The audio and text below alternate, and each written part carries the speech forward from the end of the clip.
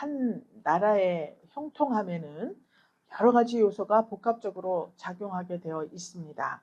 그런데 오늘 여기에 나온 유다, 이 유다 나라의 경우에는 하나님이 직접 통치하시는 나라입니다. 그래서 그것을 신이 다스리는 나라라고 해서 신정국가라고 그렇게 표현을 합니다. 남유다가 신정국가이기 때문에 이 나라의 흥망성쇠는 온전히 왕의 태도가 어떠한지가 직접적인 관건이 되고 있습니다. 하나님이 통치하시는 나라니까 그 하나님께서 통치하시는 대로 잘 순종하여 따라가는 왕이라면 그 나라가 형통할 수밖에 없습니다. 그런데 오늘 이 우시야 왕의 기사를 우리가 읽었습니다. 하나님을 버리고 우상을 섬겨서 비참한 최후를 맞았던 아마샤, 이 지금 오늘 나오는 우시야 왕의 아버지입니다. 25장에 나와 있어요. 하나님을 버리고 우상을 섬겨서 최후가 비참했는데 그 뒤를 이어서 그 아들 우시야가 즉위를 하게 됩니다. 그런데 나이가 16세, 우리가 읽었죠? 16세가 되었는데 이 16세에 하나님께서 5절 마지막에 우리가 읽었을 때 저가 여호와를 구할 동안에 하나님이 형통케 하셨더라, 이렇게 나와 있습니다. 그래서 오늘 말씀의 제목이 형통의 비결입니다. 형통의 비결. 그러면 우리 그 우시야 왕이 일생이 어떠했는지를 살펴보면서 우시야 왕이 오늘 나다 이렇게 생각을 하시고 한번 잘 들어보시면 적용이 잘 되어서 하나님 앞에 형통함을 얻는 저와 여러분 되실 줄 믿습니다. 우시야 왕이 즉위하던 시대가 BC 767년경이에요. 거의 800년 전이라고 볼 수 있죠. 그래서 그때 남유다의 10대 왕으로 즉위를 해서 52년 통치를 했다, 이렇게 기록이 되어 있습니다. 3절부터 그의 치적이 나와 있어요. 3절에는 그 16세에 52년 치리했는데 모친의 이름이 나옵니다. 여골리야, 그리고 예루살렘 사람이다. 4절에는 부친 이야기가 나와요. 그 부친 아마샤의 모든 행위대로 여호와 보시기에 정직히 행했다. 그러니까 아마샤 왕이 말년에는 우상을 섬기고 했지만 우시야가 볼 때 자기 아버지 아마샤 왕이 하나님 보시기에 정직하게 행했기 때문에 굉장한 그 부흥의 시대가 있었다, 이렇게 볼 수가 있습니다. 제일 중요한 것이 뭐냐면 2절에 보면 그 열조와 함께 잔 후에 우시야가 엘롯을 건축했다, 이렇게 나옵니다. 지금 우시야 왕이 어떤 정치를 하는데 자기 업적이라고 할 수 있어요. 그것 중에서 제일 첫 번째로 거론된 것이 엘롯을 건축했다, 이렇게 나옵니다. 이 엘롯은 엘랏이라고도 하는데 홍해 제일 꼭대기 있는 항구 도시라고 볼 수 있습니다. 근데 여기에 아주 요새를 건축한 거나 마찬가지예요. 온 무역의 중심지겠죠? 바닷가니까. 이 무역의 중심지이고 항구 도시에다가 교역로가 있어요. 무역을 하려면 길이 있어야 되는데 그 길 따라서 사막에 그 교역을 해야 되는데 그 길에는 반드시 물이 있겠죠? 물이 수로가 있어야, 또 강이나 이런 것을 끼고 있어야 무역로로 좋겠죠? 짐승들도 먹여야 되고 나그네들도 마셔야 되니까. 그러니까 이 사막 교역으로부터 보호하기 위해서 경제적으로 군사적으로 이 엘랏이라는 곳을, 엘롯이라고 나와 있어요, 건축하게 되었는데 그 아버지 아마샤 때 빼앗긴 것입니다. 근데 도로 찾았어요. 그래서 요새를 그렇게 건축을 했습니다. 그 다음에 6절 7절에 보면 여러 성읍들을 우시야가 나가서 싸웠다 그랬습니다. 전쟁을 하는데 여러 가지 성들을 빼앗아서 그 성읍들 가운데 그 성읍을 건축했다. 그 적진을 싸워서 접수를 한 후에 거기에다 성읍들을 세웠다, 이런 이야기예요. 그 전쟁에 승리해서 여러 성읍과 도시를 건축한 아주 훌륭한 일을 했습니다. 그 다음에 8절에 보면 암몬 사람이 우시야에게 조공을 바쳤다, 이렇게 되어 있습니다. 다윗 외에는 조공을 받은 왕들이 별로 없었어요. 그런데 다 처부순 후에 조공을 받게 되어서 우시야가 심히 강성해졌더라. 그래서 그 이름이 자 변방에까지 퍼졌다, 이렇게 기록이 되어 있습니다. 그러니까 조공을 받았다고 하는 것은 국토가 확장됐다는 이야기입니다. 그러니까 경제적으로, 군사적으로 이렇게 아주 확장 일로를 걷고 있었어요. 이거는 하나님께서 여호와께 구하였더니 하나님이 형통하게 했더라. 이렇게 나오죠. 이렇게 조공을 받은 후에 9절 10절에 보면 우시야가 예루살렘에서 성 모퉁이문 골짜기문 성구비에 망대를 세워서 견고하게 했다. 이렇게 나와 있습니다. 그러니까 아주 튼튼하게 국방을 강화하고 예루살렘 성을 문을 막 만들어 가지고요. 함부로 드나들 수 없게 하고 망대를 세워서 적군이 쳐들어오는지 안 쳐들어오는지 잘 보는 그런 망대를 또 세웠습니다. 그렇게 망대를 세우니까 성이 견고해지겠죠? 아무나 함부로 이 예루살렘 성을 넘볼 수가 없게 되었다는 이야기를 하고 있습니다. 그런데 10절에 보면 특이한 장면이 나오는데 또 거친 땅에 망대를 세웠다 그랬어요. 그러니까 유다 광야를 말합니다. 거기에 망대를 세우고 물 웅덩이를 많이 팠다. 이렇게 기록이 되어 있습니다. 지금으로 말하면 저수지를 만들었겠죠? 물 웅덩이를 많이 팠으니까 비 올 때 물이 고여 있어야 되니까 물이 많이 있어야지 농사를 잘 지으니까 육축을 많이 하고 또 여러 산과 좋은 밭에 포도원을 다스리는 자를 두었다. 근데 특이점이 뭐냐면 농사를 좋아함이더라. 이렇게 기록이 되어 있습니다. 우시야는 왕이었습니다.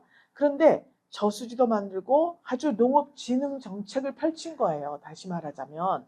그런데 우리도 알다시피 우리 사극들이 많이 있으니까 우리나라의 역대 왕들 이야기도 있고 다 있습니다.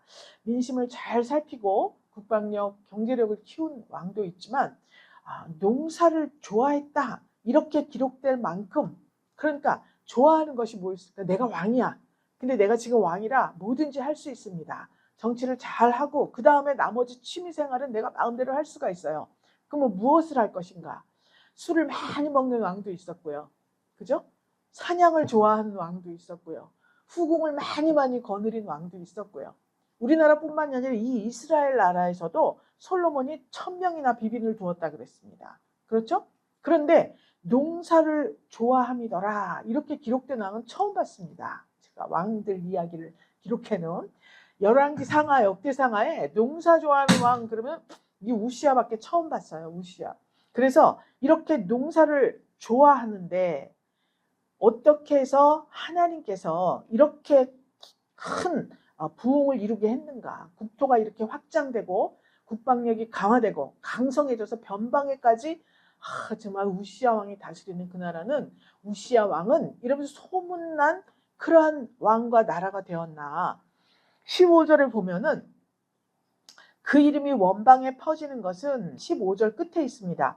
기이한 도우심을 얻어 강성하여짐이더라. 이렇게 기록이 되어 있습니다.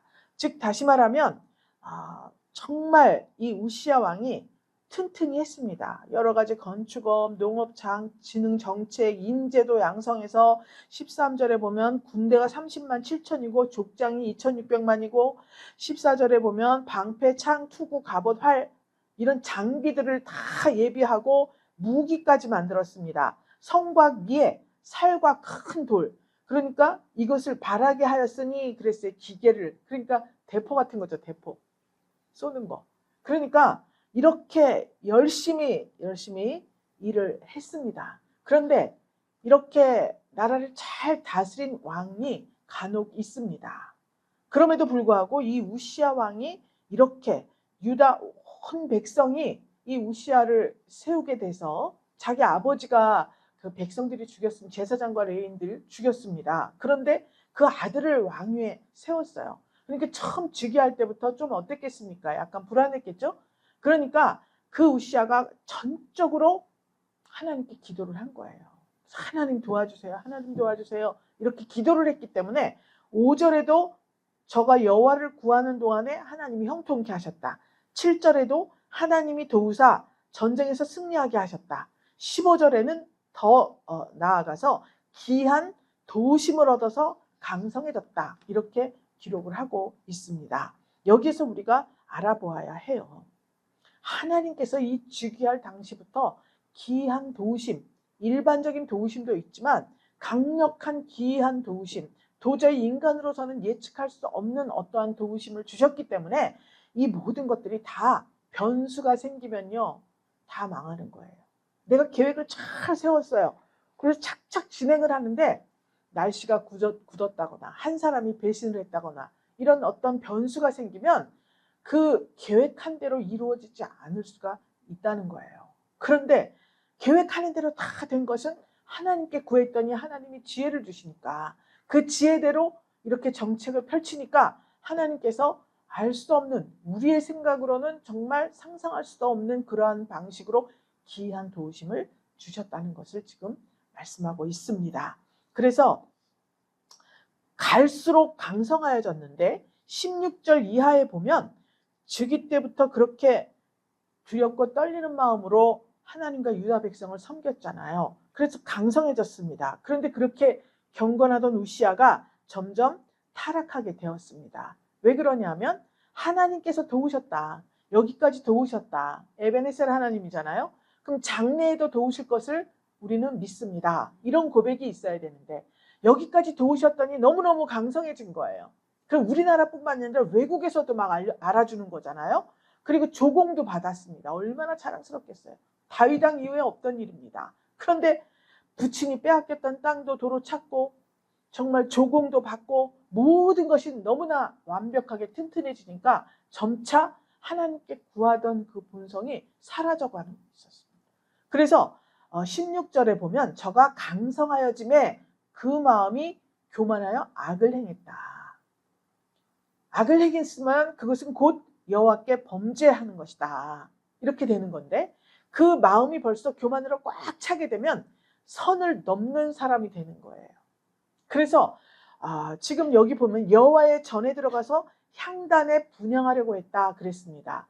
이 당시에 하나님께서는 분명히 말씀으로 규정을 해놓았습니다. 향단에 가서 분향하고 제사를 집전할 수 있는 사람은 제사장이다. 이렇게 분명히 밝혀놓았습니다. 제사장 외에는 분향을 할 수가 없다. 제사를 드릴 수가 없다. 집전할 수가 없다. 이렇게 되어 있는데 그만 이 우시아가 거기에 들어가서 향단에 분향을 하려고 했습니다. 그러니까 자기의 어떤 공적인 것 같은 착각에 빠져서 교만에 빠지고 나니까 이런 하나님께서 세우신 이런 모든 질서가 아무렇지도 않게 그냥 생각이 된 거예요.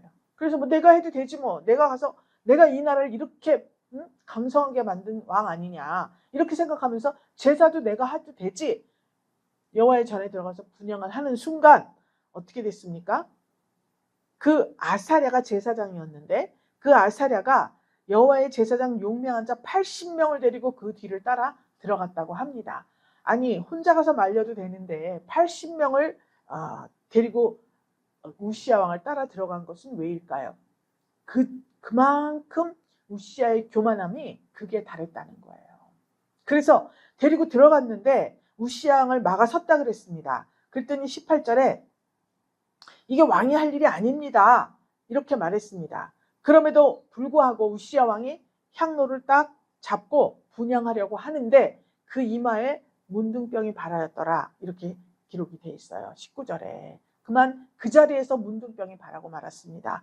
그랬더니 대제사장 아사랴하고 80명 들어간 제사장들이 그 문둥병이 발했으니까 이 당시에는 문둥병자는 사람들과 격리된 저쪽 어디 굴속에 가서 살고 이러지 않았습니까? 그런데 하나님의 전엔 절대 들어올 수가 없는 거예요. 그러니까 깜짝 놀라서 이 우시아를 제사장들이 다 급히 쫓아냈습니다. 그런데도 버틴기니까 20절에 보니까 여호와께서 치심으로 이렇게 말했어요. 하나님께서 급히 치시니까 자기도 속히 나가니라. 그 우시아 왕이 죽는 날까지 문둥이가 되었습니다. 그래서 그 많은 업적을 세웠건만 하나님께 범죄하고 교만하여져서 여호와의 전에 끊어졌고 다시는 여호와의 전에 들어올 수가 없는 거예요. 지금으로 말하면 예배당이죠. 들어올 수가 없고 별궁에 혼자 거하다가 죽었습니다. 그러니까 시작은 너무나 좋았습니다. 너무 경건하고 정말 그 부친 아마샤 모든 행위대로 여호와 보시기에 정직히 행했다. 이렇게 시작해서 그만 문둥이로 이 세상을 떠나고 말았습니다. 이 비참한 최후를 맞이했어요. 그러면 우리가 이 우시야 왕의 일생을 통해서 우리 신앙이 어디쯤 있는지 점검해 보아야 합니다. 지금 하나님의 말씀대로 정직히 내가 행하고 있는 시점인가, 아니면 정말 그냥 이 시쳇말로 잘 나가고 있나, 신앙 주 안에서. 아니면 너무나 잘 나가고 많은 사람들이 나를 인정해 주니까 이 우시야 왕과 같이 교만한 마음을 품게 되었는가. 빨리빨리 회개해야 합니다. 하루에도 12번씩 우리는 이 길을 왔다 갔다 해요. 왔다 갔다 합니다. 저도 마찬가지입니다. 그러나 중요한 것이 뭐죠? 내가 교만해서 악한 마음이 들어서 범죄를 했다 할지라도 즉시 어떻게 해야 되죠? 회개를 해야 돼요. 우리는 답을 알잖아요. 그럼 이 아마샤가 형통했던 시절을 한번 우리가 생각해 보면서 우리가 지금 이 상황에 있는지 한번 점검해 보시기 바랍니다. 하나님을 구하는 사람이 형통하다. 5절 말씀입니다. 그는 어머니가 예루살렘 사람이라 신앙 교육을 잘 받았습니다. 그리고 아마샤의 그 행적이 여호와의 보시기에 정직히 행한 시절이 있었잖아요. 그걸 봤기 때문에 그도 그렇게 했습니다. 그러면 우리도 우리의 신앙생활, 이 부모의 신앙이 자녀에게 그대로 전수된다는 것을 잊지 말아야 합니다. 단지 자녀들뿐만이 아닙니다. 내가 양육하고 있는 제자, 또 내가 전도한 사람, 또 나를 바라보고 있는 모든 이웃들, 형제 자매 친척, 믿지 아니하는 형제 자매 친척, 회사에 가면, 직장에서, 또 사회에 나가면 사회 속에서 여러 곳에서 나의 예수 믿는 사람이다, 우리가 밝히지 않습니까? 식사할 때부터 다 나타나요. 어제 다 나가서 점심시간에 식사하면 기도해야 되잖아요. 교회 다니는구나. 사람들이 그렇게 말합니다. 그럼 네, 저는 예수를 믿습니다, 이렇게 말을 하지 않습니까? 그러면 그 많은 사람들이 내 자녀나 마찬가지예요. 나를 보고 배우는 거예요. 예수 믿지 않는 사람이. 그렇기 때문에 우린 범위를 넓혀야 돼요. 여기는 아마샤 아들 우시야지만 지금 우리에게는 나 외에 모든 예수를 영접하는 위치에 있는 그러한 사람들이 다 내 자녀에 속하는 거예요. 그래서 단지 내 자녀들뿐만이 아니라 내 주위에 있는 모든 사람들을 신앙의 본을 보이기 위해서 나의 언어 행실을 주 안에서 행해야 된다, 이렇게 볼 수가 있습니다. 디모데후서 1장 5절에 있어요. 이는 내 속에 거짓이 없는 믿음을 생각함이라. 이 믿음은 먼저 내 외조모 로이스와 내 어머니 유니게 속에 있더니 내 속에도 있는 줄을 확신하노라.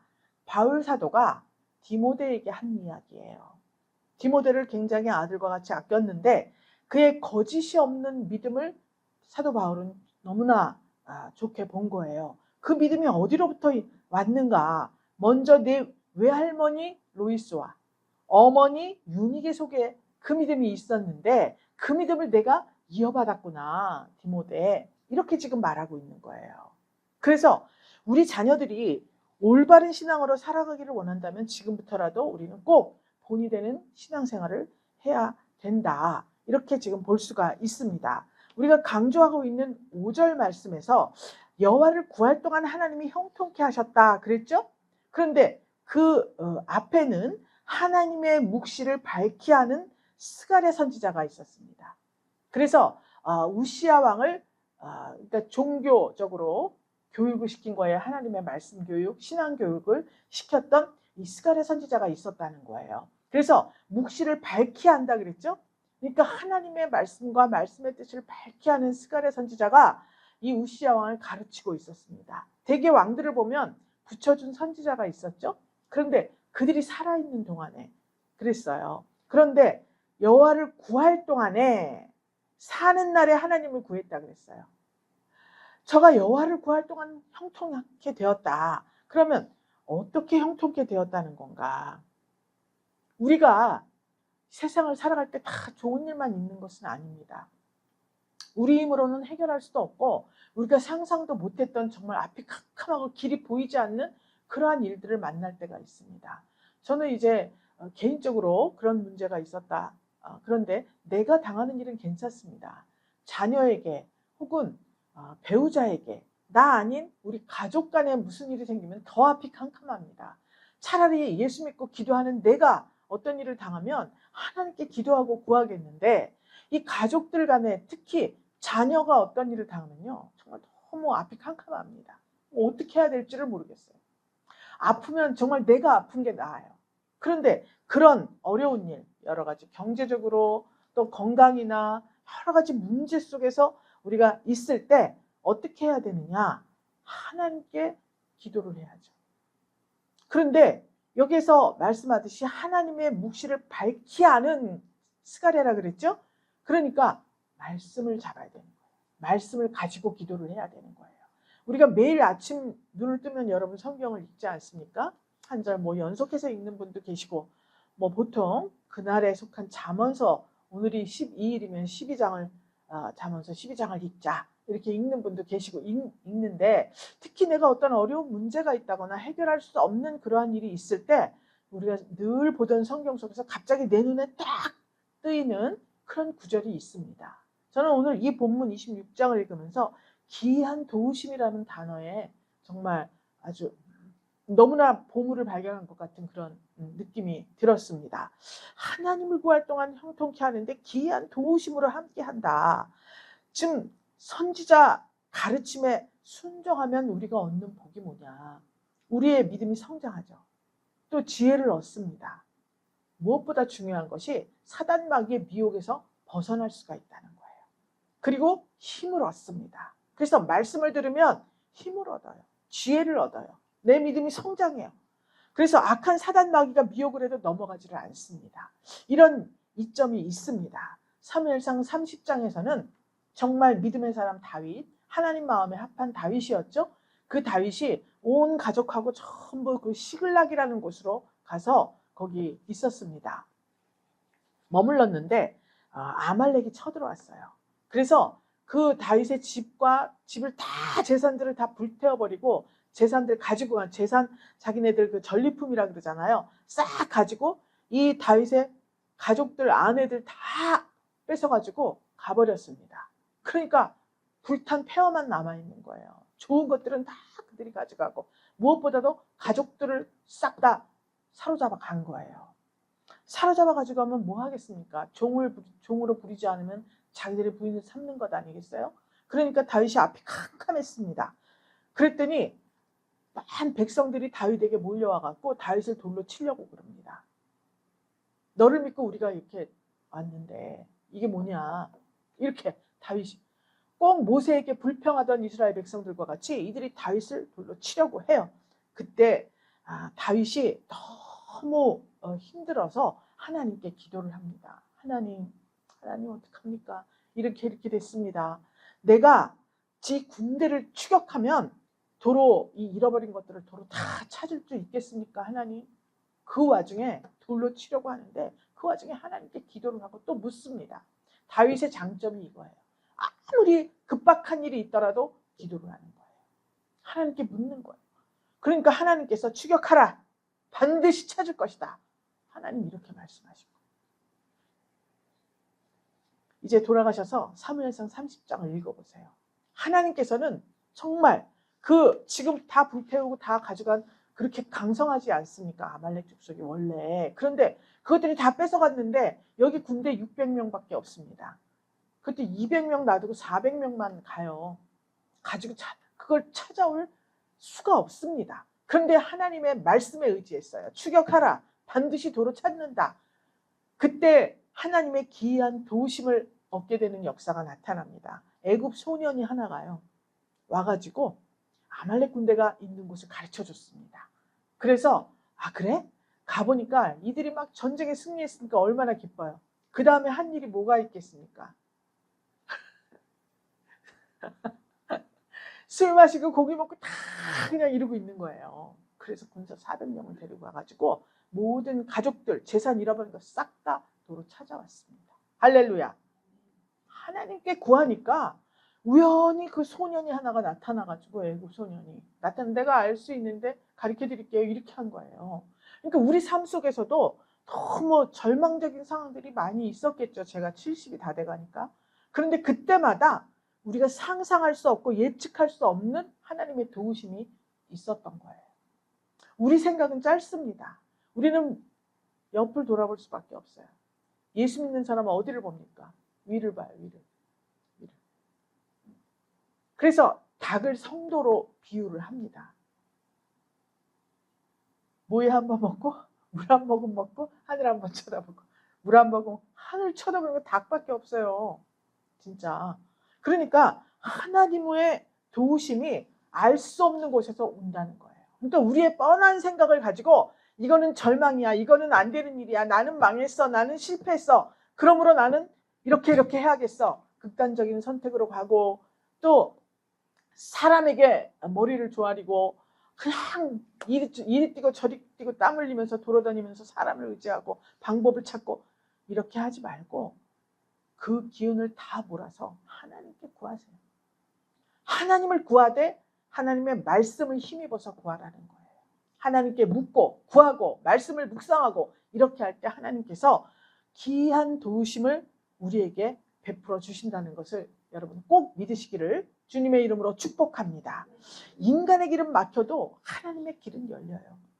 오늘 하나님을 찾고 구하는 자에게 하나님은 길을 여시고 은혜를 주시는 것입니다. 그러니까 우리 삶 속에서도 반드시 이 원리를 적용하셔서 하나님의 이 도우심을 경험하시는 저와 여러분 되시기를 주 예수 그리스도의 이름으로 축복합니다. 그럼 어떻게 열리지? 무슨 방법이지? 아무도 몰라요. 그때그때 달라요. 그때그때 달라요. 하나님은 인간의 한계를 뛰어넘어서 우리가 계산할 수가 없는 분입니다. 하나님이 계산을 잘하시지 우리 머리카락 아무리 똑똑한 사람도 세지 못합니다. 아무리 꼼꼼한 사람도 하루 종일 앉아서 세보세요. 못 셉니다. 하나님은 우리 머리털도 다 세신다 그랬어요.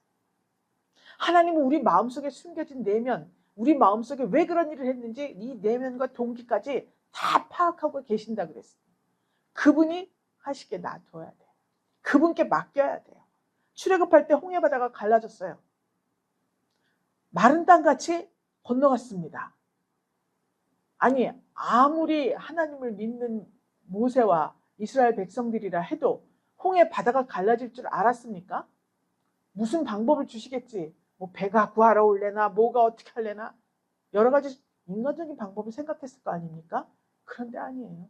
하나님은 바다를 확 갈라서 물을 벽을 삼아주시고 땅을 마른 땅같이 건너게 하시는 이 기이한 도우심을 베푸신 거예요. 믿습니까? 우리 인생에도 이런 홍해 같은 난관이 있을 수가 있다는 것입니다. 그런 자리에서 예상치 못한 만남이 있을 수 있고 또 해결되지 않던 그 문제의 해결이 되는 어떤 접점이 생길 수가 있다는 것을 지금 말씀하고 있습니다. 그래서 무너진 이 마음이 회복될 때 우리는 하나님을 찬양할 수가 있어요.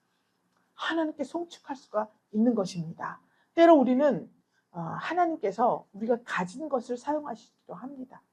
외부로부터 어떤 물리력이 올 수도 있고 내가 가진 것을 사용할 수도 있고 또 이 땅의 것이 아니라 하늘의 신령한 은혜와 사랑, 사람의 마음을 변화시킴으로 모든 일이 형통하게 되는 역사도 있을 수가 있다는 것입니다. 그래서 우리는 이 결과를 하나님께 맡길 수가 있는 거예요. 그래서 우리는 이렇게 기도해야 됩니다. 하나님, 제가 능력이 없습니다. 하나님의 기이한 도우심으로 일하게 하여 주옵소서. 이렇게 기도해야 합니다. 되게 교회 안에서 조금 직분을 많이 맡고 중요한 직분을 맡고 하면 자기 가진 것으로 섬기는 분들이 있습니다. 자기 가진 것이 너무 없어도 안 되겠죠?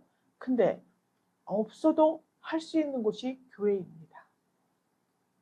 그게 특이한 사항이에요. 아무것도 없어도 중요한 직분을 맡을 수가 있어요. 왜 그럴까요?